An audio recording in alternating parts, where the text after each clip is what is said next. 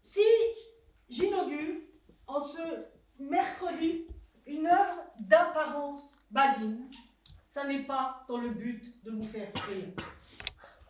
Je tue l'espoir dans l'œuf, croyez-moi, c'est mieux ainsi. J'ambitionnais naguère de livrer au monde un petit recueil d'aphorismes sur le thème de l'existence humaine. Et quand je dis petit, c'est un mot. Sereinement, j'attendais le moment propice pour composer cette œuvre nourrissante et condensée. Or, il se trouve que ce temps est arrivé. Et c'est une excellente nouvelle pour tout le monde. À ce jour, il n'existe aucun traité aphoristique réglant définitivement les problèmes de l'existence. Ça se sent. Aussi, puisque moi seule semble consciente de la responsabilité qui nous incombe, puisque moi seule vissée à mon plan de travail et le sens de mon devoir, tel le cheval de l'amour s'entend peser sur son garrot le poids moral du collier d'épaule. Car oui, alors on dit collier d'épaule pour le cheval et joug pour le bœuf. Commençons dès à présent à dégager l'essentiel. Puisque moi seule me tiens droite sur le chemin solitaire, alerté par l'incurie de mes confrères et percevant le cri d'alarme étouffé de l'humanité, alors moi seule, je prends la route et je vous torche l'essentiel de ce qu'il faut savoir dans la vie pour se démerder parmi les multiples mystères qu'elle s'ingénie à nous jeter à la face. Aussitôt pensé, aussitôt entrepris, je prends mon bâton de pèlerin et mes bottes et allons-y.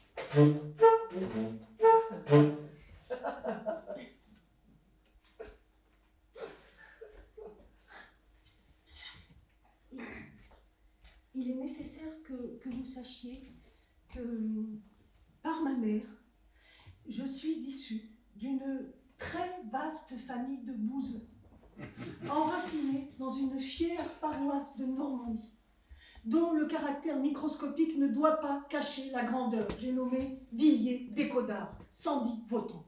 Le clocher de son église s'élève majestueusement par-dessus la campagne, dominant l'immensité des prés boueux où fourmillent les vaches, les blés et les betteraves. Il me sera parfois indispensable de faire discrètement allusion à cette fière paroisse qui dresse son antique clocher sur les champs détrempés où pullulent les vers de terre. Les vers de terre.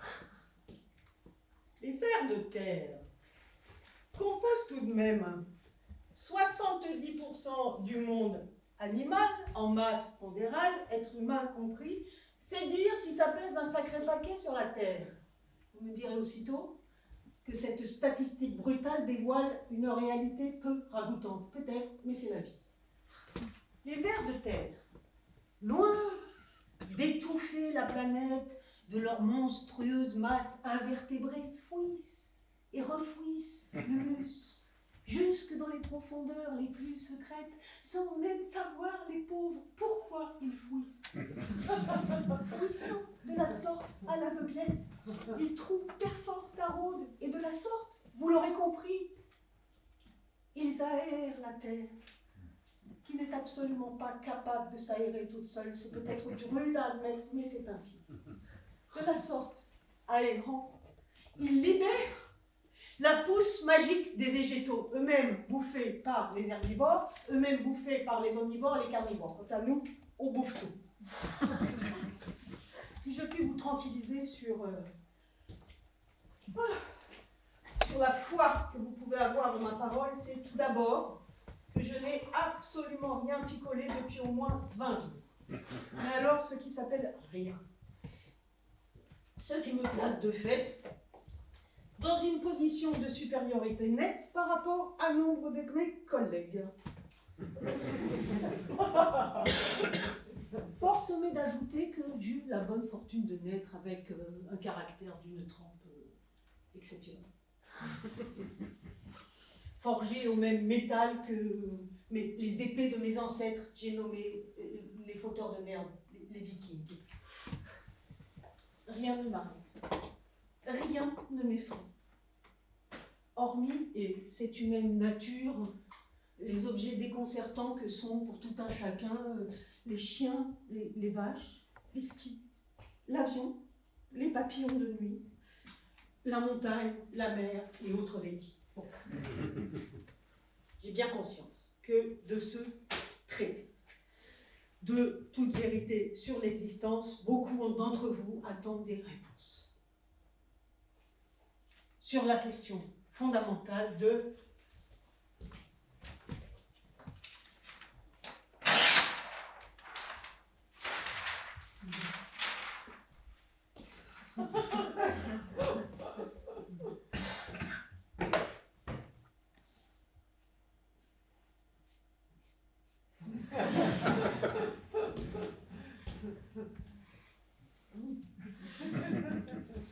l'amour. De l'amour. Et comment se démerder pour qu'il ne se casse pas la gueule. Faites-moi conscience, les yeux fermés.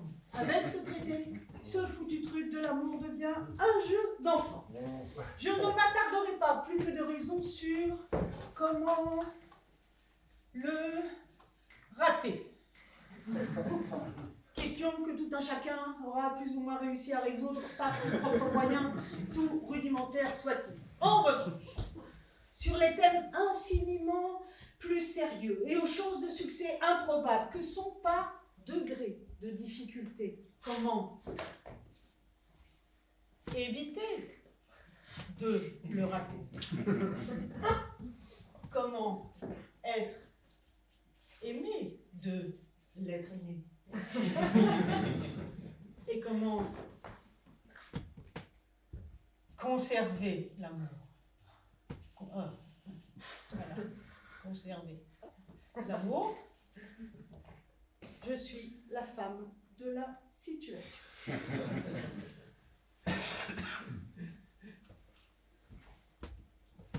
Soit dit en passant, mais n'ayez aucune crainte. L'homme de ma vie ne m'a pas appelé, et ce, depuis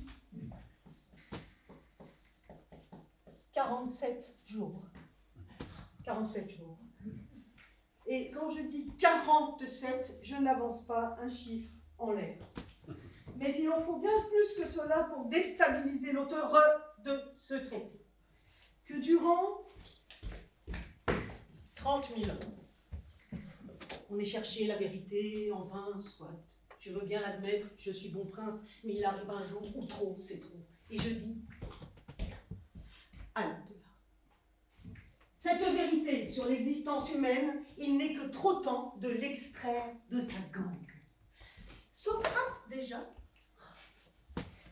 et on voit que je ne parle pas du premier imbécile venu comme vous et moi, Socrate accablé de questions sans réponse, car l'homme est très fortiche pour se poser des questions, mais quand il s'agit d'y répondre, il n'y a plus personne. Socrate n'en pouvait plus. Et on sait comment ça a fini. Ça a mal fini. Nietzsche.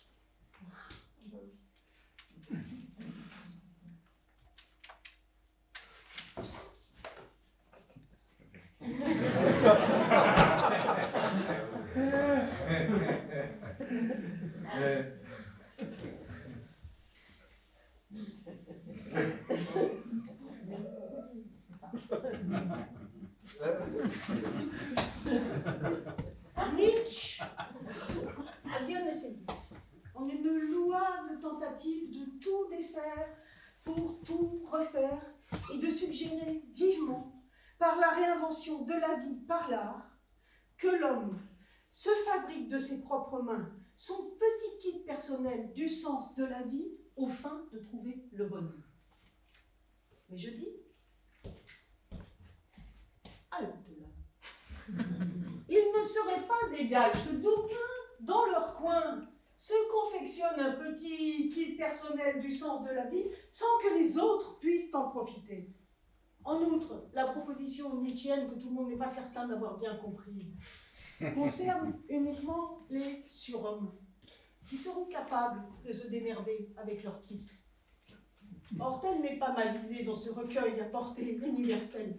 C'est l'humanité entière qui doit être éclairée, ni plus ni moins.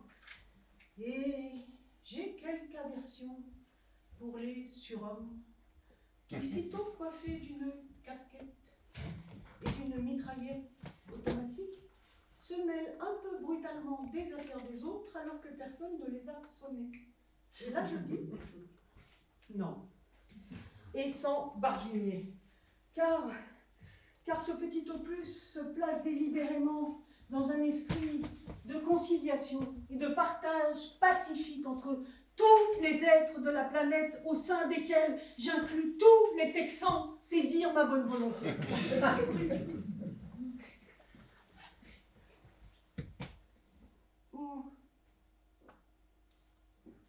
J'ai eu, vous vous en doutez, au cours d'une vie qui bondit follement, d'aventure en trépidation,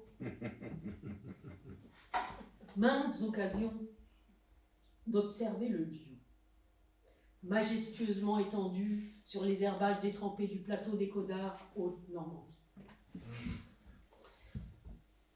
Soit dit en passant, ces longues heures passées d'observation, couchées dans la steppe humide des champs de betteraves, je les ai vécues sans craindre ni le froid ni le lion, car la peur m'est inconnue. Le lion ne fout strictement rien de la journée.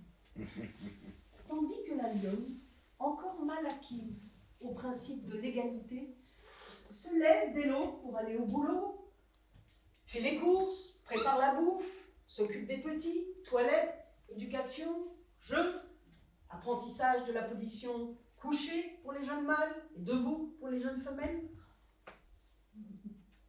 Il serait injuste cependant de dénier au lion toute forme d'activité. Le lion surveille. Et c'est énorme.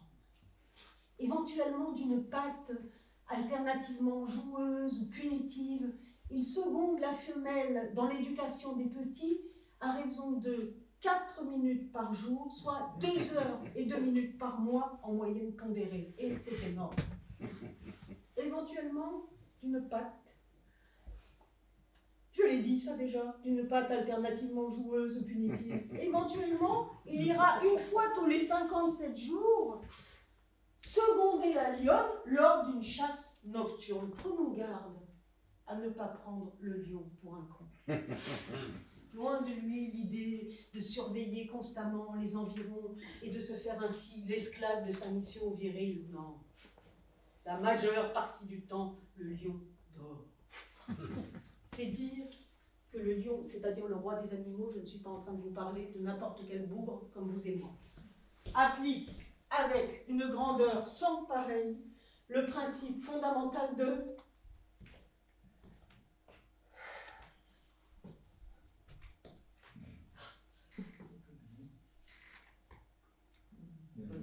l'économie, d'énergie.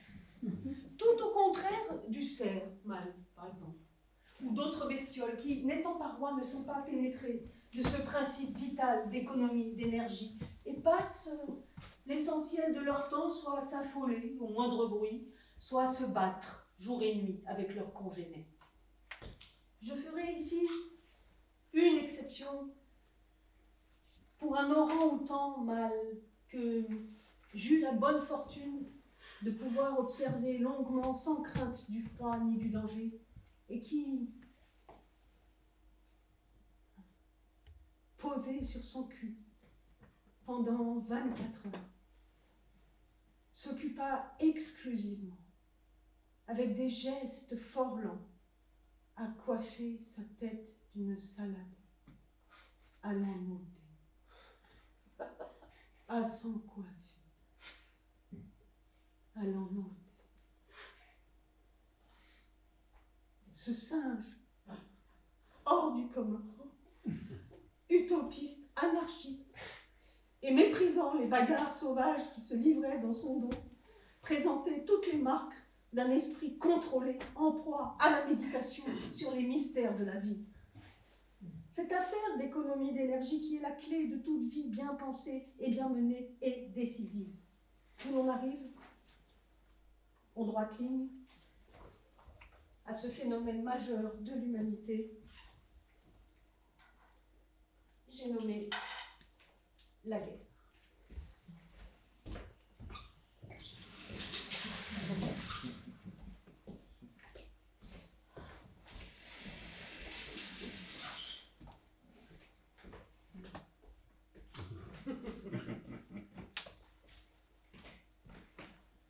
La guerre est la menue monnaie des rapports humains et elle absorbe au bas mot 80% de l'économie de chacun.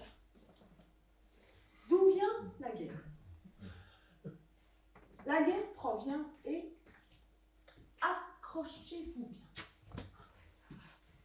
de la nécessité pour l'homme de se définir, c'est-à-dire de savoir qui il est, comment il s'appelle, quelles peuvent bien être ses idées propres et ses capacités, et enfin, s'il existe.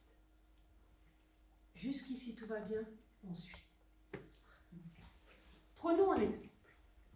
Prenons cet homme de sexe mâle qui s'en va seul pisser dans la nature ou dans la vie. Qu'observons-nous? Va-t-il se planter en plein champ, en plein boulevard, en plein désert de Néfoud et pisser calmement? Point. L'homme, de par sa nature, pisse contre un arbre, un réverbère, une pyramide. Et c'est là un fait universel qui doit retenir tout notre intérêt. Si l'homme se doit de pisser contre un arbre, c'est que l'arbre sur lequel il agit le définit en tant qu'homme en train de pisser. Un homme qui s'en va tout seul pisser au milieu d'un champ n'est rien. De même que l'urine vitale prend tout son sens contre l'arbre, de même en va-t-il de l'homme qui prend son sens contre l'ennemi, par effet de friction et donc de contraste. Pour cette cause impérieuse, n'importe quel ennemi fera l'affaire. Personne n'est exigeant, et rien n'est plus facile à trouver qu'un ennemi. Le type dans la rue fera l'affaire la femme dans le magasin, le voisin du dessous, le voisin du dessous, du dessus, le vieux d'à côté, le jeune d'en haut, le serbe, le croate, le noir et le laboureur d'Éperville Haute-Normandie. Quant à l'implication des femmes dans la guerre, il est évident que leur impossibilité physique à pisser contre un arbre les handicape gravement dès la naissance dans la poursuite du combat. Il arrive donc souvent que les femmes aient à trouver d'autres manières de se définir. Quelle solution? C'est tout simple. Il s'agit pour l'homme, lui aussi, de trouver une autre manière de se définir. Par quel moyen? Comme le disaient les vieux Grecs, quand s'arrête la parole, commence la discorde. En d'autres termes plus châtiés, quand tu fermes ta gueule, commence le bordel.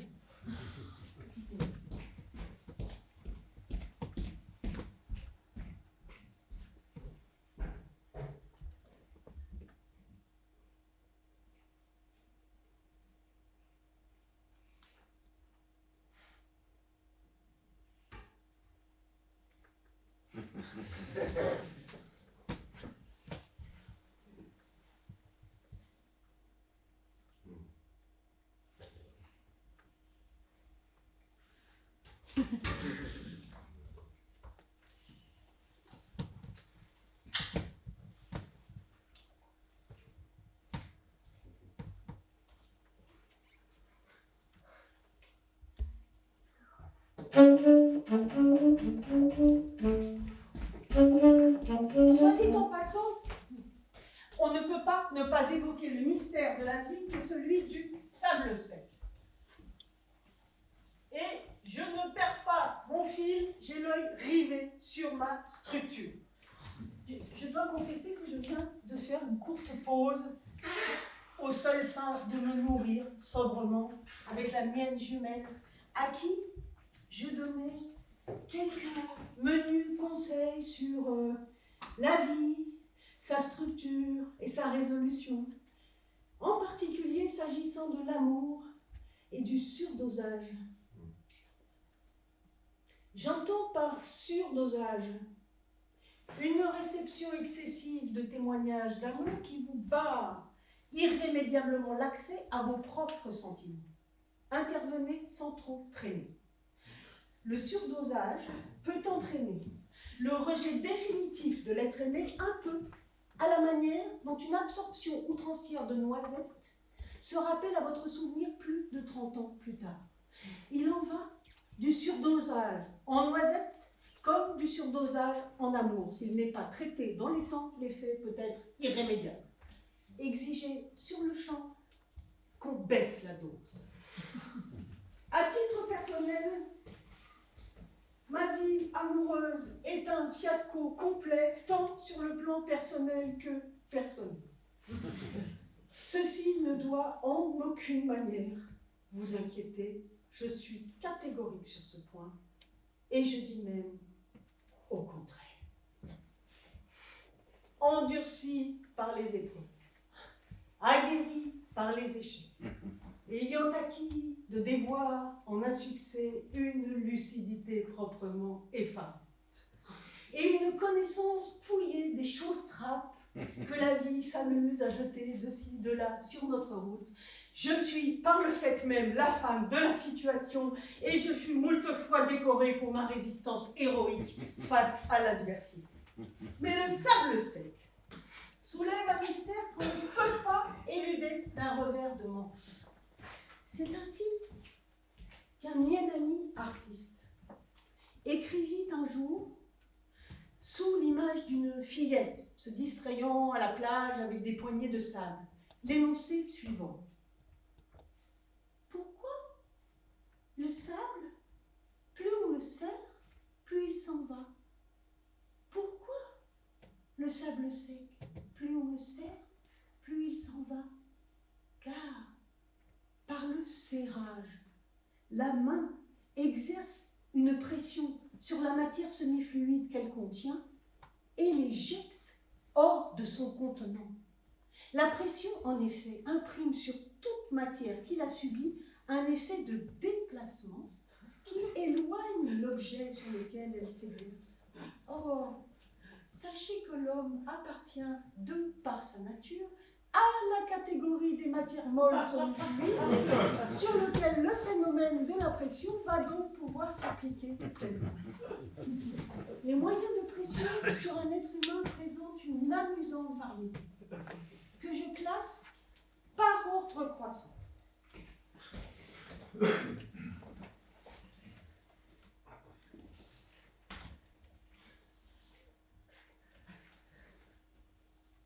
Coup de téléphone.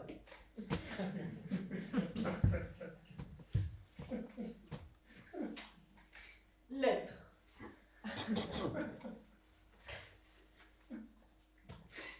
Sollicitation.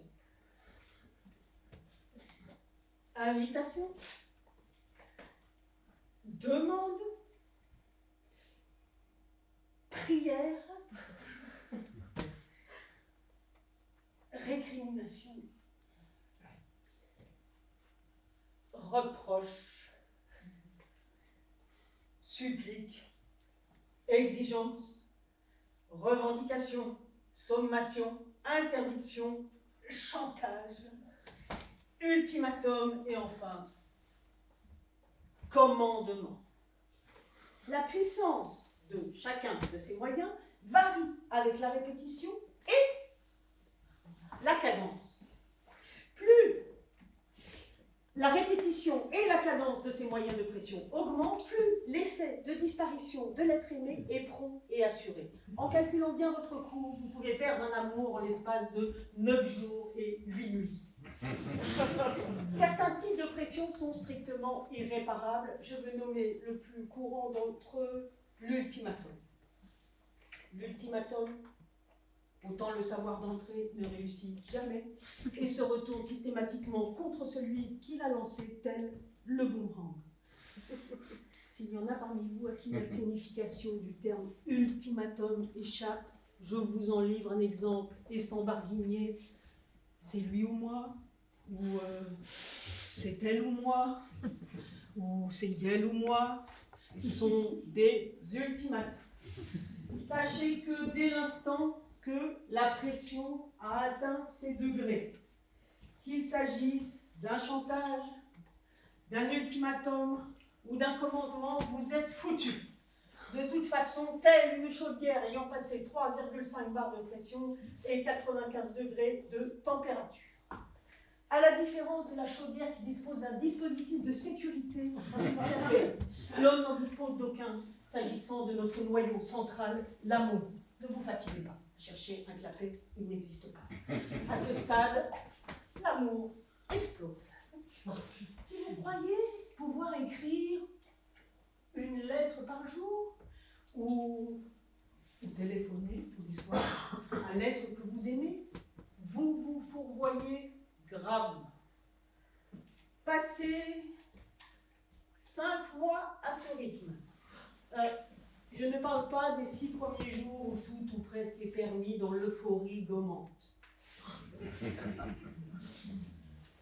Donc, passez 5 mois à ce rythme, moins les 6 premiers jours, égale 35 semaines, la chaudière explose. Un appel tous les 2 jours, avec un appel tous les 2 jours, vous ne faites que doubler votre temps de survie. Passez 9 mois à ce rythme, moins les 6 jours, la chaudière explose. Ainsi, à raison d'un appel tous les 4 jours, l'amour vous pète dans les mains en l'espace de 15 mois, moins 6 jours. N'oubliez pas dans vos calculs de bien tenir compte de l'exponentielle. Plus le temps passe, plus l'effet de pression s'accentue, formant une courbe ascendante. Je veux bien m'expliquer là-dessus, mais je vois que vous ne faites aucun effort. Courbe exponentielle de l'effet de pression, donc. Si on vous tape une fois sur le doigt avec un marteau, vous avez mal. Si on vous tape 2 fois sur le doigt avec un marteau, vous avez 2 fois plus mal. Plus 1 millième de douleur ajoutée, considérée comme négligeable. Mais si on vous tape 15 fois sur le doigt avec un marteau, vous n'avez pas 15 fois plus mal, mais 127,4 fois plus mal. Et je ne fourgue pas des chiffres au hasard. La preuve en est que si on vous tape 200 fois sur le doigt avec un marteau, vous n'avez pas 200 fois plus mal, vous n'avez plus de doigts. Plus de doigts, plus d'amour. Je veux bien vous dépanner une fois encore en choisissant sur notre liste de moyens de pression un autre exemple d'ordre moyen à grave, le reproche.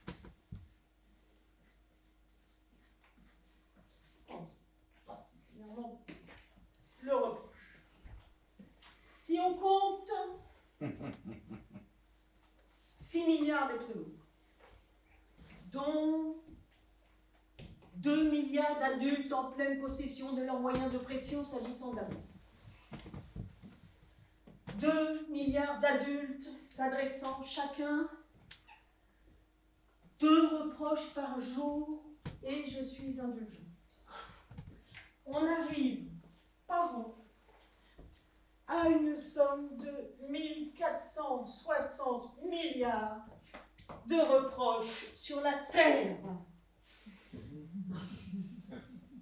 soit 730 milliards de relations s'agissant d'amour foutues en l'air. C'est beaucoup. Et cela peine. C'est beaucoup. C'est énorme. Ne vous inquiétez en aucune façon, je suis mon fil en droite ligne. Et je puis vous assurer que rien, mais absolument rien, ne m'en fera dévier. Je vous abandonne simplement une seconde pour voir si, à l'occasion, j'ai reçu un message de l'homme de ma vie. Et je reviens, tel le cheval.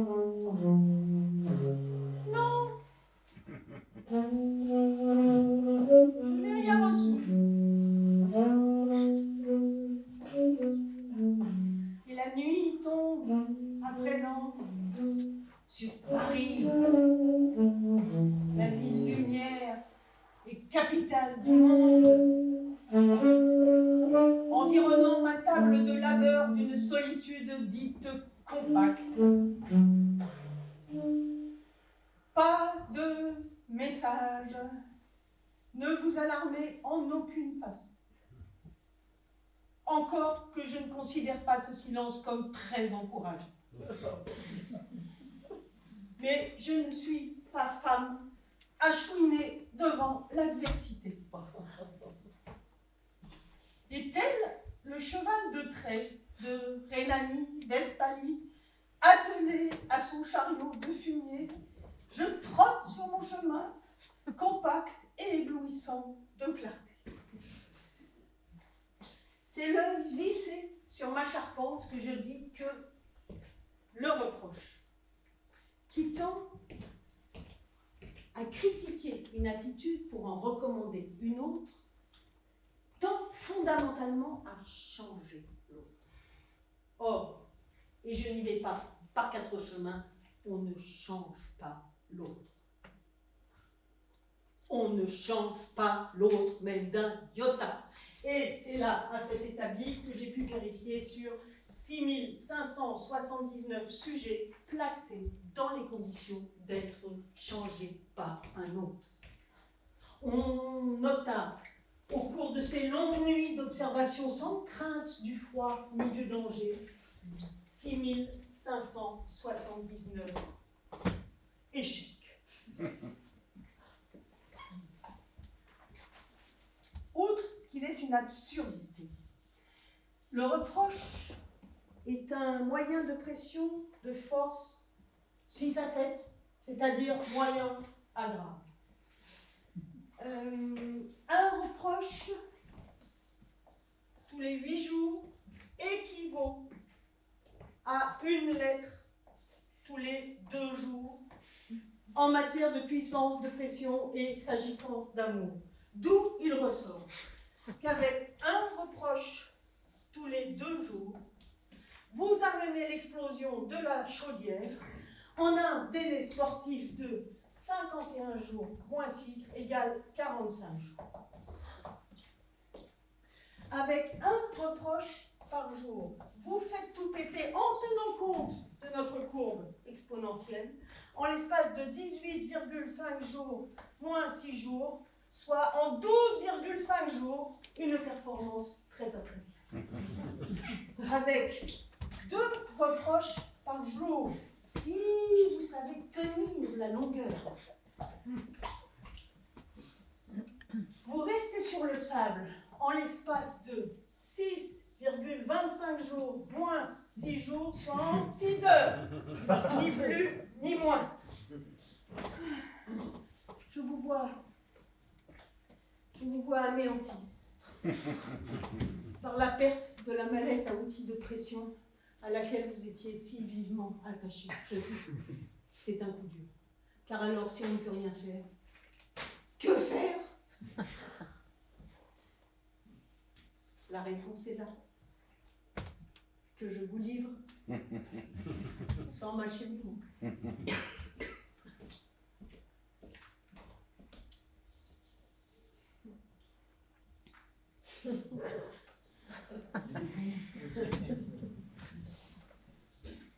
Le Barthelien, je touche du doigt le thème central de l'œuvre, c'est-à-dire la philosophie, ni plus ni moins. Une toute petite minute, je vais fouiner dans ma boîte informatique à la recherche d'un éventuel message de l'homme de ma vie, mais n'y voyez aucune fébrilité, une simple consultation placide et méthodique.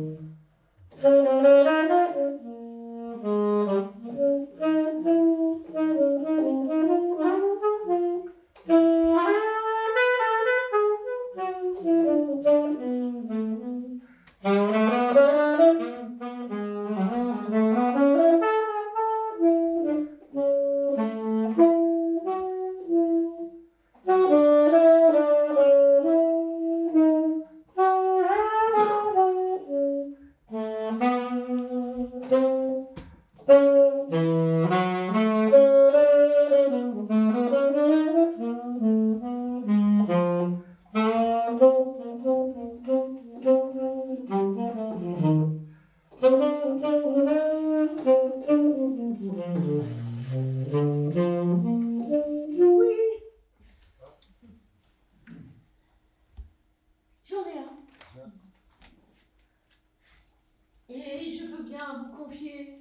au point d'universalité auquel nous sommes rendus que ce n'est pas ce que j'espérais. C'est rien de le dire. L'homme de ma vie, à qui je laisse une liberté qu'on peine à imaginer. Et soyez assurés qu'il en use. Comme quoi, la liberté n'est jamais un bienfait accordé en pure perte. C'est là un point très réconfortant. Et il n'en est pas moins d'une austérité peu commune, dotée d'un génie propre, et s'amuse à me barrer la route par 1000 astuces inopinées, tout particulièrement dans ce message. Vous croyez peut-être que j'en ai les mains qui tremblent, une boule d'angoisse qui monte du plexus jusqu'à la gorge, la mâchoire serrée comme un étau au poing. L'adversité passe sur mon cœur aguerri comme le zéphyr de la toundra sur le bunker de Normandie. Je me redresse, si tant est que j'ai été le moins du monde abattu. Je me redresse et j'économise savamment mon énergie, selon le concept devenu fameux de Laurent Houtan. Je me redresse et je reprends mon joug de bœuf un instant égaré. Je vous demande simplement 1 minute de patience, le temps que je réponde flegmatiquement à l'homme de ma vie, qui est en passe de cesser d'être l'homme de ma vie, et que dorénavant nous appellerons plus sobrement l'homme qui court.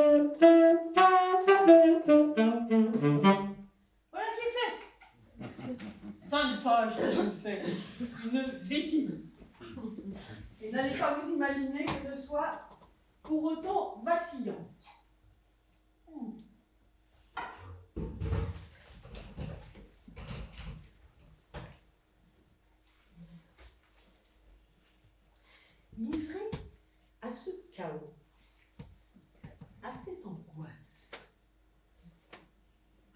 à l'incertitude de cet amour qui n'est jamais acquis, le pli est vite pris de vous saisir de votre mallette à outils de pression, à laquelle vous êtes si attaché.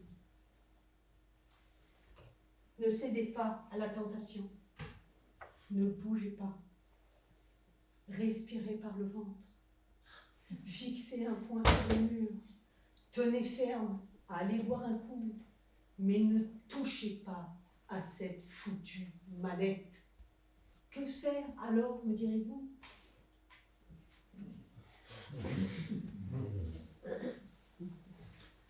Travaillez, prenez de la peine et cultivez ce rien à l'état pur, sans engrais ni artifice. Car le véritable rien est tout, et loin d'être un rien, il est un plein. Ne vous énervez pas, je répète. Ne rien faire, s'agissant d'amour, c'est vous remplir. Alors que tout faire, d'une manière débridée avec cette désastreuse mallette, vous vide aussi sûrement qu'un tuyau percé. D'où il ressort que le rien est le plein et que le tout est le vide, et il renvoie qu'en matière de philosophie, je n'y vais pas par 4 chemins. S'il existe une mallette d'outils de pression, il existe aussi une mallette d'outils contraires. Afin de vous guider dans l'élaboration de votre mallette anti-pression, mon collègue va vous indiquer à grande ligne les 20 outils principaux par ordre croissant de difficulté.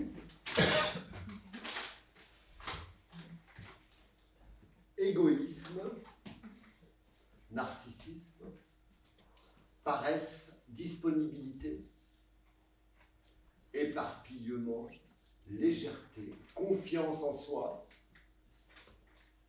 indépendance, autonomie, solitude compacte, acquisition du sens du terme liberté, négligence, patience, insouciance, désinvolture, indifférence, respect de l'autre, oubli, consentement, apathie et détachement.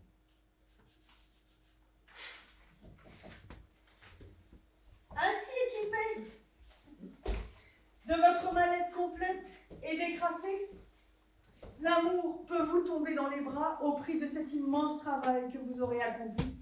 Travail qui, par le même coup, pourrait éviter bien des guerres grâce au concept d'autrui qu'il contient.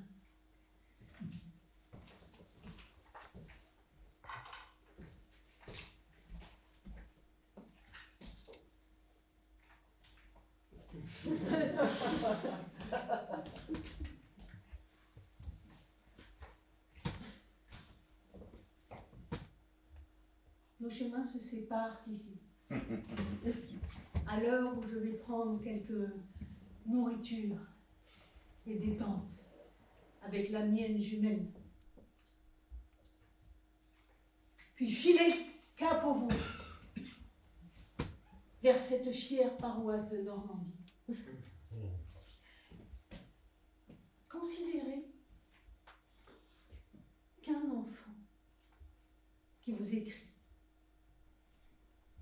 finit toujours son épître par un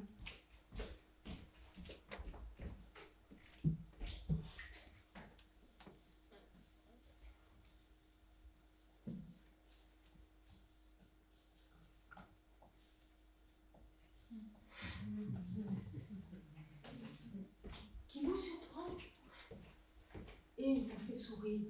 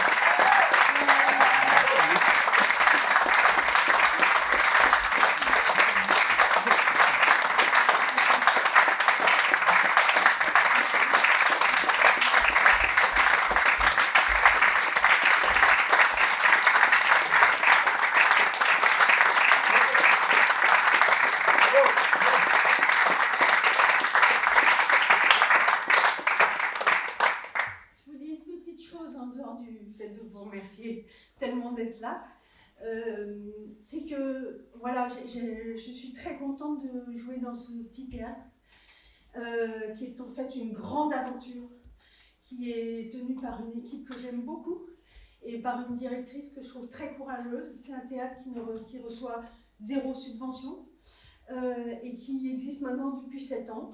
Tout ça pour vous dire, déjà parce que je veux vous le dire, combien je suis contente en fait d'être ici. Et aussi vous dire que du coup, en sortant, essayez de ne pas rester à parler dans la cour, parce que du coup ça leur fait des ennuis avec les voisins, si vous voyez ce que je veux dire. L'être humain étant ce qu'il est. Et du coup, si vous pouvez plutôt sortir, et moi j'irai à la belle équipe qui est un peu plus loin. pour ceux qui ont envie. Et merci infiniment. Merci.